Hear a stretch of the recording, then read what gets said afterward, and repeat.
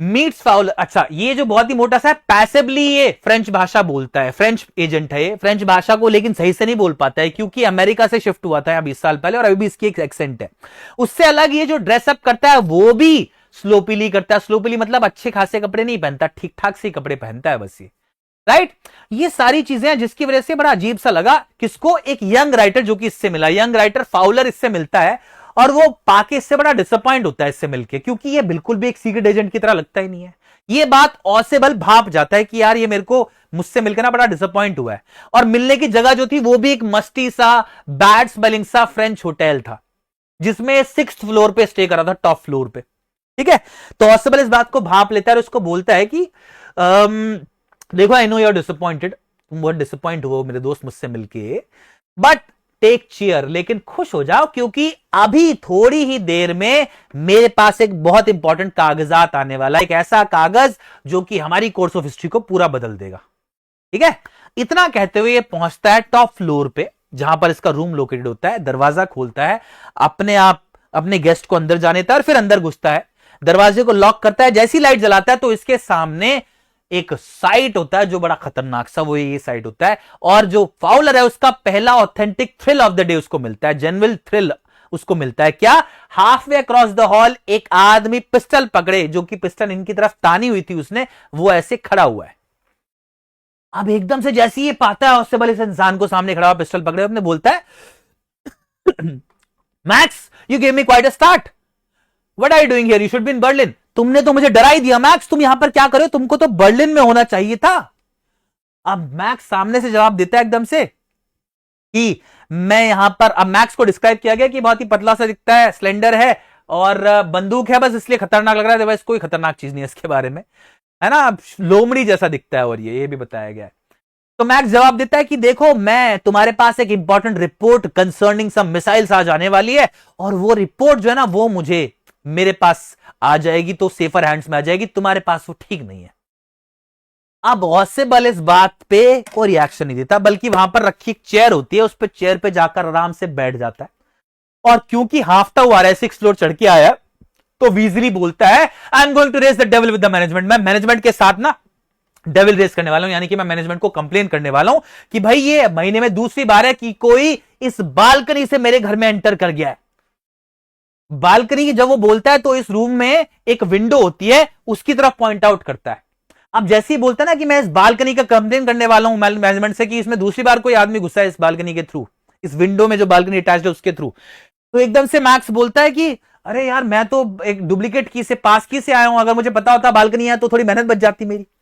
Ausable इसके बाद भी कुछ एक्नॉलेज नहीं करता, बोलता रहता है कि देखो ये जो बालकनी है वो असल में मेरे रूम की नहीं है, ये बराबर में एक रूम है, उसकी बालकनी मेरे रूम तक स्ट्रेच हो रही है और कोई भी इंसान उस रूम में घुस के फिर मेरी इस बालकनी में चढ़ के मेरे रूम में आ सकता है, और ऐसा आ भी गया है। मैनेजमेंट ने प्रॉमिस किया था इसको ब्लॉक करने के लिए, लेकिन ब्लॉक नहीं किया है। खैर इतना होता है। अब ऐसे जब ये बंदूक ताने खड़ा रहता है मैक्स के ऊपर और मैक्स जो है ऑसेबल और फाउलर के ऊपर, तो मैक्स बोलता है देखो भाई, अब फाउलर की तरफ इशारा करके बैठ जाओ तुम, अभी हमको टाइम लगेगा, रिपोर्ट आने में 30 मिनट्स लगेंगे। तो ऑसेबल बड़ी शांति से बोलता है कि 31 मिनट्स लगेंगे, 12:30 बजे आने वाली है रिपोर्ट, ठीक है। अब इतने में ये डिस्कशन का चल ही रहा होता है, एकदम से दरवाजे पे एक नॉक होती है, ऐसे दरवाजा खटखटाता है कोई, जैसी दरवाजा खटखटाता है एकदम से मैक्स जो है घबरा जाता है, वो बोलता है what is this, who is at the door, कौन है दरवाजे पे। तो ऑसेबल बोलता है that'll be the police, police वाले आए हैं, क्योंकि मैंने उनको बोला था एक बारी कि मुझे चेक कर लेगी, इंपॉर्टेंट रिपोर्ट आने वाली है आज मेरे पास, आई थॉट एक एक्स्ट्रा लेयर ऑफ प्रोटेक्शन होनी चाहिए थी। अब मैक्स जो है वो गुस्सा हो रहा है, बहुत ब्लैक विद एंगर पड़ चुका है।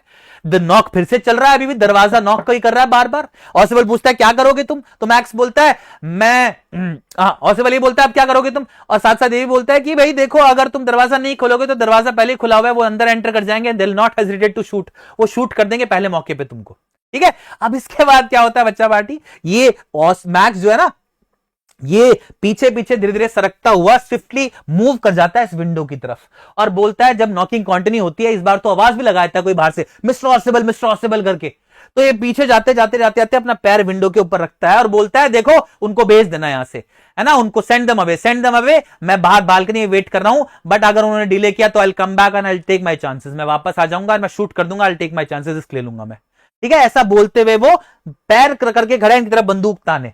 अब इतने में जो दरवाजे का डोर नॉब है वो ओपन होता है, और दरवाजे का डोर नॉब जैसे ओपन होता है ये बाहर पैर करता है और विंडो से सीधा नीचे कूद जाता है। एक श्रिल आवाज आती है, एक तेज सी आवाज आती है, और नीचे आवाज जैसी आती है तभी दरवाजा खुलता है। दरवाजा खुलते एक वेटर आता है अंदर, उसके हाथ में एक ट्रे होती है जिसमें ग्लासेस रखे होते हैं, एक बॉटल रखी होती है। वो ग्लासेस को रखता है टेबल पर, बॉटल को खोलता है और चुपचाप वापस जाने लगता है, बोलते हुए मिस्टर ऑस्टेबल को कि देखो ये रही वो बॉटल जो आपने ऑर्डर करी थी जब आप आए थे यहां पर। अब इतने में फाउलर देखता है उस वेटर की तरफ और बोलता है ये तो पुलिस नहीं है। तो बोलता है ऑस्टेबल की हाँ ये तो हेनरी है, whom I was expecting, जिसको मैं एक्सपेक्ट कर ही रहा था। तो बोलता है वो जो बाहर आदमी है, window in the window out the window, वो वापस बोल ही रहा था कि वापस आ जाएगा। इतने में ऑस्टेबल बोलता है no he won't come back, वो वापस नहीं लौटेगा। You see my friend there is no balcony, क्योंकि कोई बालकनी है ही नहीं। ये जो ऑस्टेबल है इसने एक कहानी सुना दी थी मैक्स को, और एक पैनिक क्रिएट करके उसको मजबूरन बाहर बालकनी में भेज दिया, ये सोच के कि यहां पर एक बालकनी है, फॉल्स बालकनी एग्जिस्ट करती है, सोच के वो कूद गया नीचे सीधा to his death. He plunged to his death, वो सीधा छठी फ्लोर से नीचे जमीन पे कूद गया था और मर गया था। तो ऑस्टेबल ने इसको ट्रिक कर दिया था। ठीक है, तो स्टोरी आप लोगों को क्या सिखाती है बच्चा पार्टी? स्टोरी आप लोगों को सिखाती है intelligence over physical strength. Physical strength से कहीं ज्यादा इंटेलिजेंस मैटर करती है, और ऐसी सिचुएशन जहां पर रिस्क इन्वॉल्व हो वहां पर शांत रहिए, अपने आप को शांत रखिए बिल्कुल। ठीक है, मोए मोए हो गया कोई बोल रहा है, खेल दिया इसके साथ है ना, खेल दिया इसके साथ। देखो ऑस्टेबल के बारे में बताया गया that he is very intelligent, बहुत ही इंटेलिजेंट है ऑस्टेबल, शांत है बिल्कुल, और रिसोर्सफुल है। रिसोर्सफुल के लिए हिंदी में एक वर्ड है जुगाड़ू। कौन? एक ऐसा इंसान जो भी सिचुएशन में अवेलेबल है उसको यूज करके अपना काम बना ले। मैक्स है फूलिश, बेवकूफ, इंपल्सिव, एकदम एक्शन लेता है जो भी उसको महसूस होता है वैसा। ओवर कॉन्फिडेंट, बहुत ज्यादा कॉन्फिडेंट है, ओवर कॉन्फिडेंट है इन अ वे। फाउलर के बारे में बोला गया बहुत ही जिज्ञासु है, क्यूरियस है, और इनएक्सपीरियंस्ड है ना, नया है बिल्कुल, राइटर है बेसिकली। जो थीम आपको बता दिया, मैसेज है calmness and presence of mind can help overcome dangerous situations. अगर बहुत खतरनाक सिचुएशन हो जैसे कि आपका एग्जाम जिसको आप खतरनाक मानते हो, तो उसमें काम रहिए, बिल्कुल शांत रहिए, और प्रेजेंस ऑफ माइंड अपनी रखिए, आप बेस्ट सोल्यूशन इजाद कर सकते हैं उस सिचुएशन में। ठीक है, व्हाट ग्रेट क्वालिटीज, क्वेश्चन है 1, what great qualities made Ausable a successful secret agent?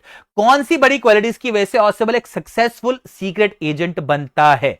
तो बच्चा पार्टी ऑस्टेबल की कुछ क्वालिटीज क्या थी? एक तो वो बिल्कुल शांत था, यही सारी क्वालिटीज बता दो, इंटेलिजेंट, काम, resourceful, presence of mind, quick thinking, इनकी वजह से वो एक सक्सेसफुल सीक्रेट एजेंट बना। ठीक है, next, the balcony plays a significant role in the story Midnight Visitor. How? Midnight Visitor में बालकनी एक बहुत बड़ा रोल प्ले करती है, कोई कैरेक्टर से ज्यादा इंपॉर्टेंट रोल प्ले करती है मानिए। तो यस, बालकनी जो है basically is the central part of an important twist in the story. Core part है एक ट्विस्ट का स्टोरी में। क्या?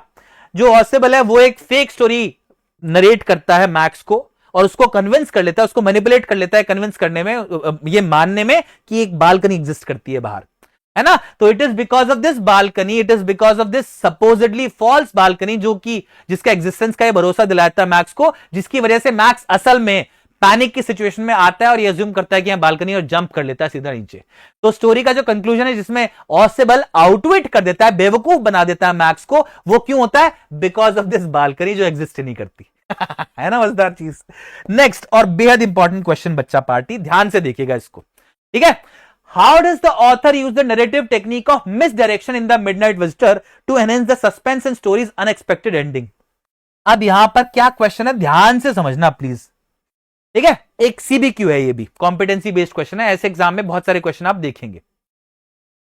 पूछा है ऑथर ने कौन सी नैरेटिव टेक्निक, ऑथर ने नैरेटिव टेक्निक यूज की है मिसडायरेक्शन की मिडनाइट विजिटर में, क्यों? ताकि वो सस्पेंस और स्टोरी की एंडिंग को एनहेंस कर सके। क्यों? इलैबोरेट करिए इस बात को, कैसे यूज किया है। तो पहली बात तो मिसडायरेक्शन समझना क्या होता है।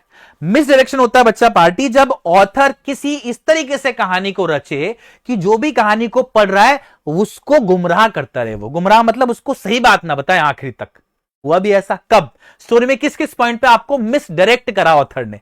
सबसे पहले आप लोगों को एक ऐसा सीक्रेट एजेंट क्रिएट किया, एक ऐसा सीक्रेट एजेंट दिया गया ऑस्टेबल, जो कि बिल्कुल भी सीक्रेट एजेंट की तरह नहीं दिखता। बहुत ही मोटा है, स्लोपी ड्रेस्ड है, 6th फ्लोर पे रहता है, भाषा जो बोलता है वो भी क्लियर एक एक्सेंट के साथ बोलता है, फ्रेंच एजेंट है लेकिन अमेरिकन एक्सेंट उसकी भाषा में है। तो आपको एक ऐसा सीक्रेट एजेंट दिखा जो कि यार ये तो बड़ा इंटरेस्टिंग सा सीक्रेट एजेंट है ना। पहला मिस डायरेक्शन।